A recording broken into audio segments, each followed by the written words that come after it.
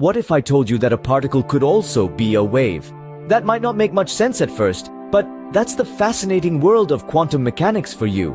Welcome to our journey into the realm of the extremely small, the world of quanta, where particles and waves exist as one. A phenomenon physicists call the wave-particle duality. Think of the world around you, a baseball flying through the air, for instance. It can have any amount of energy. It speeds up as it's thrown, gradually slows down, and finally stops.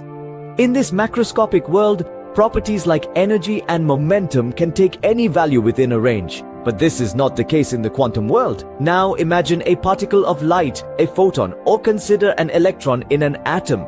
These are examples of quanta, the smallest discrete units of a natural phenomenon in a system where the units are in a bound state. A bound state is like a trap. Electrons, neutrons, and protons in an atom represent such a state. In this realm, particles are quantized. This means they can only have discrete values for properties like energy or momentum.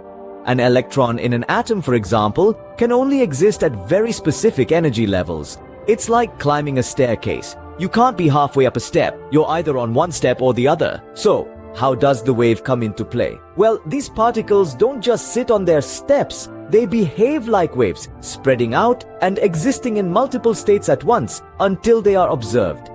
Yes, you heard it right. The act of observation changes the nature of these particles. This is the crux of the wave-particle duality. A particle isn't just a particle. It's also a wave. This might seem strange, even counterintuitive, but that's the beauty of quantum mechanics.